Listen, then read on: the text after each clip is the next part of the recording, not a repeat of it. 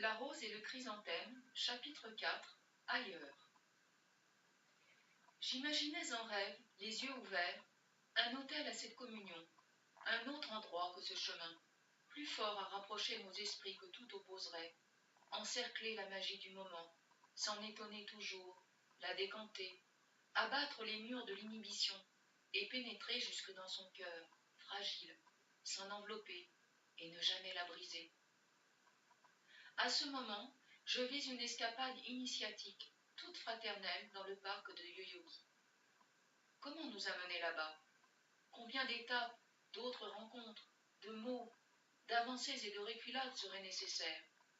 Combien de temps pour s'accommoder sans rupture des obstacles matériels, d'un transport dans la promiscuité, contraintes techniques, acheter les billets de métro, faire la queue, mettre les pièces de monnaie, décrypter le plan, simplement prendre l'escalator ensemble, sans se sentir ridicule. Lequel d'entre nous serait devant et aurait l'avantage d'observer l'autre dans le dos? La rencontre, encore toute neuve, prisonnière de cette mécanique, risquerait de s'y faire broyer si le moindre grain de sable venait à la gripper. Car vous êtes japonais et homme de surcroît. Je présume que les apparences, protection qu'aucune imperfection ne doit lézarder, d'ailleurs l'imperfection et son pardon corollaire n'existent pas, puisque tout est pourvu d'un sens, sont la protection sans laquelle vous risqueriez de perdre la face et votre dignité d'homme.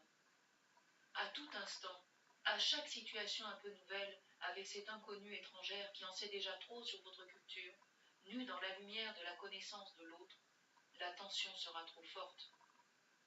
Au bord de l'explosion mentale, vous fuirez par crainte de vous tromper, ne serait-ce qu'un peu.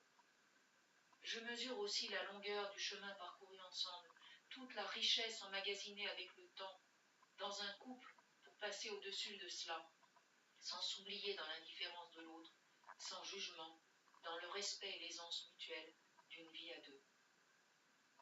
Mais comment vous emmener à Yoyogi? Sous quel prétexte vous aborder?